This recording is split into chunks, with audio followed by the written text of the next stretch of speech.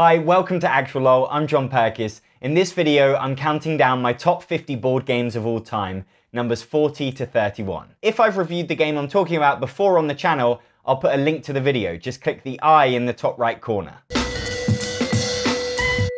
And number 40 is Spring Meadow, a Tetris tile laying game from the guy that started it all with Patchwork, Uwe Rosenberg. But I prefer this one to Patchwork, to Indian Summer, to Cottage Garden, because it takes all the great ideas that some of them had and gets rid of all the rubbish and just focuses on a really streamlined Tetris game where the sole focus is just to get those pieces into your board and get it in a really neat puzzle. Just do the most perfect Tetris puzzle that you can do, and that's the satisfying thing with these games. So when the scoring happens, you want to have the most completed rows from the bottom up, and if you have that, you win scoring, and you just got to win scoring twice and you win the game. But there's a second level of puzzling in this game where you have the holes, so there's a hole on each piece, and if you can line up those holes so that they create a cluster, you get rewarded with bonus tiles of these rock pieces that you can just put onto your board, and they will fill up your board faster than if you weren't using them. So you're getting rewarded for not only just completing spaces, but also getting those holes together. So there's a lot to think about, but yet the rules are so simple. You're just taking a piece, putting it on your board, and that's it really. It doesn't have any of the extra rules like you get in Patchwork or in Indian Summer. It focuses on what I love about these Tetris games, which is that satisfying interlocking puzzle. It's just great. Spring Meadow. And number 39 is Mysterium, and this is a murder mystery game with a twist, which is that one player plays as the ghost and they're trying to communicate how they died to the other players who play as psychics visiting this creepy mansion. And the way they communicate that is through these surreal artwork cards. So if you've played the game Dixit, it uses these amazingly big surreal artwork. They're just full of imagery, and they're using that to communicate with the other players cooperatively who killed them, where they were killed, and what murder weapon was used.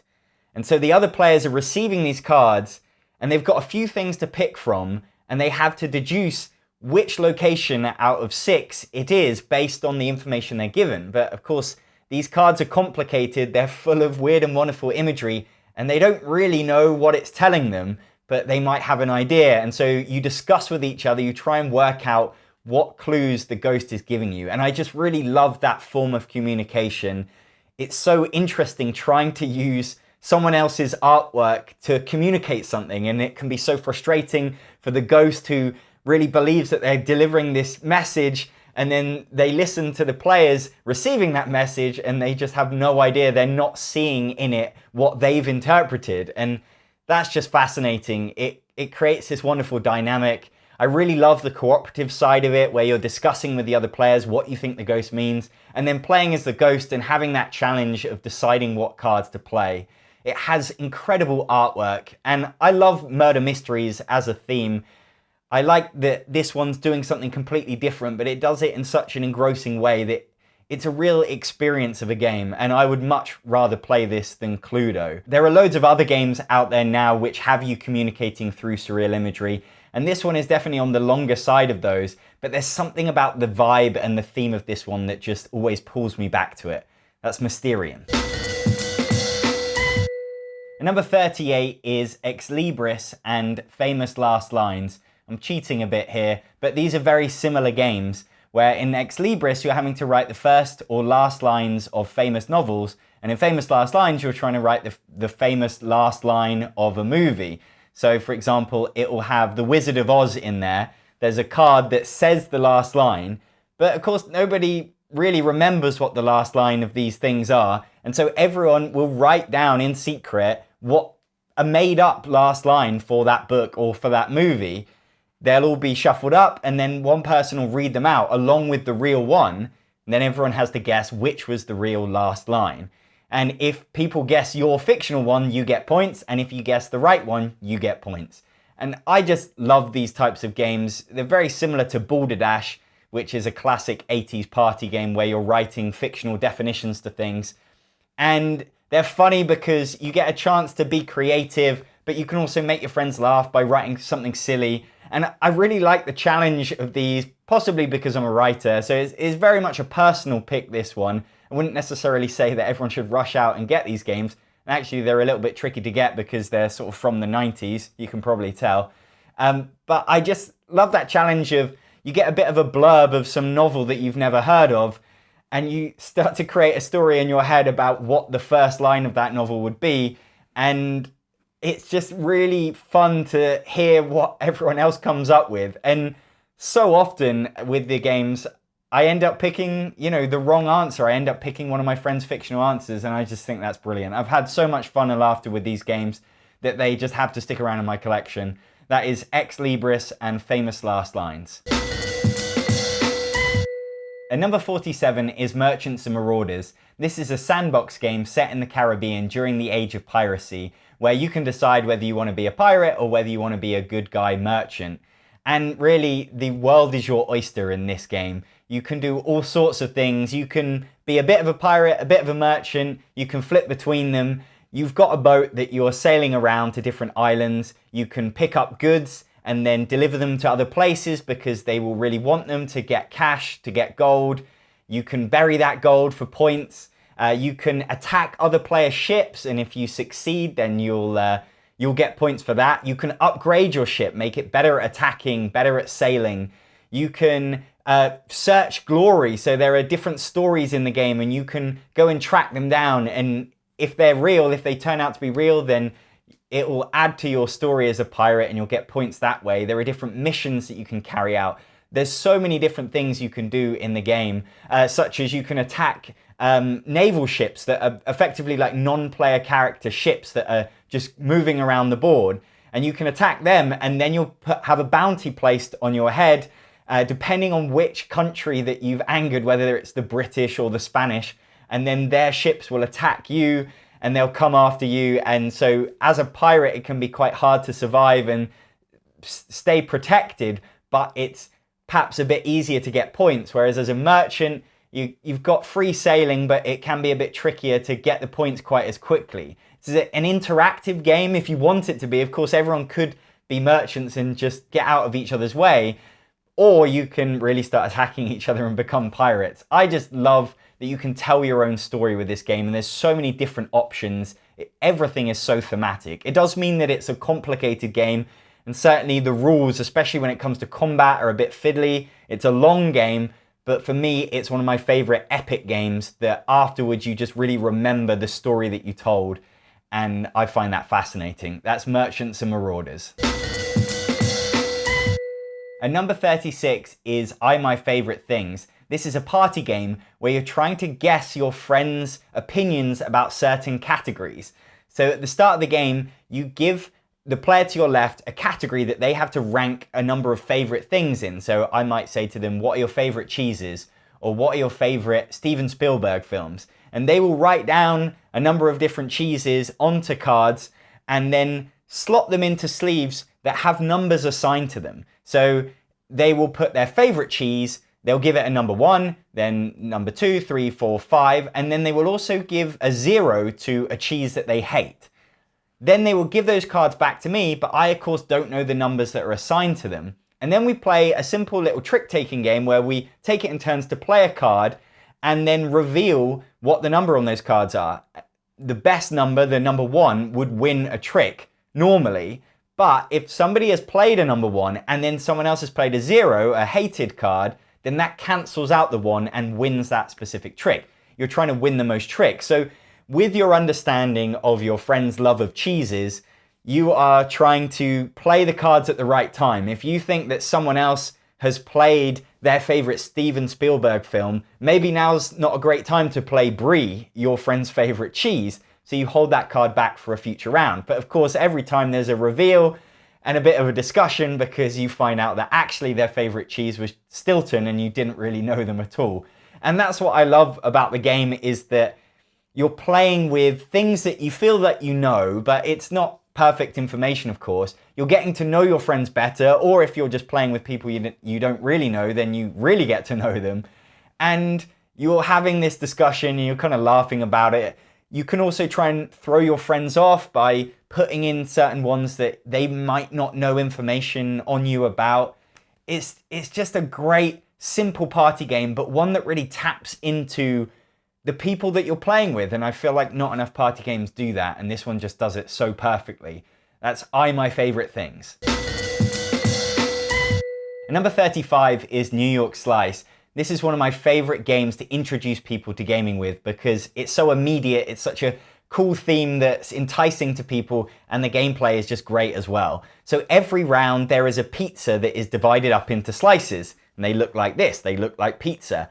And it's one player's turn to divide that pizza up into different sections for the number of players. So if there's 4 players, they need to divide it up into 4 sections, but they don't have to be equal sections. So you could put one pizza slice on its own, then a huge bit, and then 2 other sections.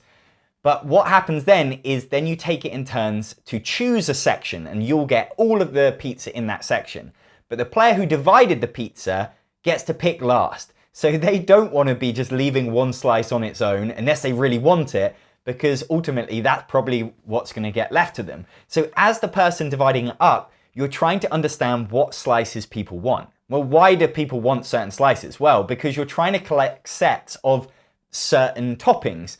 So for example, this topping at the end of the game, this is meat or pepperoni. This is worth 9 points if you have the most of this type. So you're trying to have the most of a certain type of pizza at the end of the game. And you'll be building up these stacks and watching what other people are collecting and seeing who are your rivals on certain types of pizza. But if you take a slice of pizza and you think, oh, I'm never gonna compete for this one because there's 9 slices of this in the game, I'm just gonna eat it right now and I'll get the points for the pepperoni on it. So there's 2 pepperoni on this, I eat it and that's 2 points at the end of the game, but I can't then get the 9 points for it as well. So there's an interesting short-term, long-term choice every time you get slices. And there's just such a great competition in what you want and so much thinkiness in terms of how you divide up this pizza, but also which section you take. And so the divider is really trying to create interesting decisions for the other players and pit people against each other. And you are just trying to work out what's going to work out best for you. There's also these cool Today Special tokens that create different rules twists and give you certain points for certain types of pizzas, and they're thrown in the mix, and that just gives you a little bit more to think about. And on top of it all, it's just got a great look to it. Comes in a pizza box. It has like a little bill thing, like notepad as the scoring pad. It's such a great package for a gateway game, and this is one that I've given as a gift because I think it just does a great job of enticing people in, but giving them those thinky decisions, that set collection and majorities that will make them want to play other games. But man, I've played thousands of games, and this is one that I like to come back to because it just packs a lot into a small amount of time. That's New York Slice. And number 34 is New Angeles. This is a negotiation game with an incredible political theme. It's set in the futuristic city of New Angeles, and you play as corporations that are trying to profit off of the city, but without doing it so much that the city goes into disrepair and things turn bad and the government has to step in and stop everything. So you're trying to be the biggest scumbag you possibly can, but still getting away with it. And at the start of the game, you each have your own hidden objective. Basically, you want to be richer than another company in the game. So as long as your corporation is richer than that corporation, you'll win the game. So multiple players can win the game. But what's interesting is that there's also a federalist who effectively plays as sort of a traitor against the corporations, and they want the city to fold. They want the government to have to step in and for you to stop profiting off of everything. And so they are trying to make bad things happen. And what's interesting is that that so perfectly aligns with your greed. So every round you'll be passing a deal, something that changes how the city works. So you might be improving a certain industry such as tech or entertainment. You might be changing the fact that there's unrest or strikes or power outages in the city. You might be sending in enforcers to deal with protests. Whatever gets passed, it comes down to a vote between the corporations. So there's 2 options on the table and you're going to put your power behind one, and whichever one passes will have its effect. And people will probably get rich off of it. And you have little mini objectives. You're working towards things that will make you rich in the short term. So ultimately, you're trying to make that money, but the Federalist is always trying to get deals passed that are going to just make things even worse for the city so that the government have to step in. And you're having to play that fine balance where every turn you want to do something that really suits you, but if you do it too much, then it will ultimately be your undoing. And that's just such an amazing theme that sure is set in a futuristic city, but has such a comment on our modern world and the way the corporations have so much power. And I just love that. Not to mention that I love negotiation games, and this one is so rich. It's not a complicated system, but there really is so much to think about and so much to discuss. And of course, you want to be giving other corporations your money to try and get them to vote your way because it really suits you. It really does feel like a great political simulation, but with none of the boringness or any of that kind of specific detail that you might imagine with a political game. It's really about the feeling that you have. The downside with this one is that it can go on a bit long, but really that is how rich thematic negotiation games end up being. You get so invested that those discussions last for a long time. And when you're that invested, you really don't care that 3 hours have just passed, or at least I don't. This is an amazing game that I really wish I could play more often. That's New Angeles.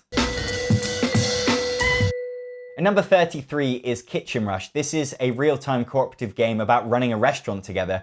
So you're trying to serve tables, go and collect ingredients, make meals, generally do all the things that are required. And it has loads of thematic touches to it. The way you do actions in the game are with sand timers. So you'll put your sand timer on a spot and you can't move it again until the sand has run out, which is a really nice representation of how long it takes to do certain things. And you're getting in each other's way. For example, I might be using the oven while somebody else needs to.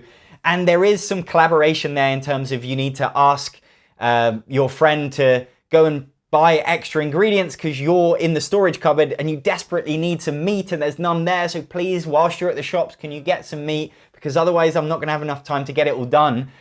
The cards that represent the customers, they've got the different meals on that you need to cook. So spaghetti bolognese might need meat and pasta and vegetables. And so you have to go and collect those ingredients and then you need to take it to the oven. You might need to go to the oven another time because it needs extra cooking. You have to have the right size plate. Everything you do just kind of feels right with the theme. And there's a lot going on. It's straightforward in terms of rules. You're not likely to make a mistake like in some real-time games. But it just has a lot of little details that you have to remember, like have you put the spices into the dish? I really love the theme of this one, and it really comes through in the gameplay. It's a really fun, chaotic experience. It does have quite a lot of setup time. There's a lot of bits to this game, but I do think it's really worth it. That's Kitchen Rush. And number 32 is A Fake Artist Goes to New York. And this is a party drawing game with a hidden traitor. So one player assigns a word to the group, and they will write on whiteboards what that word is, and they also give it a category. Except one player in that group doesn't know what the word is. Everyone has their own color pen, and so on a collective bit of paper, you'll pass it around and you'll each add a little bit to the drawing. So the players that know the word, they are trying to show to the other players that they know the word by drawing something that makes sense so that they don't get picked as the traitor.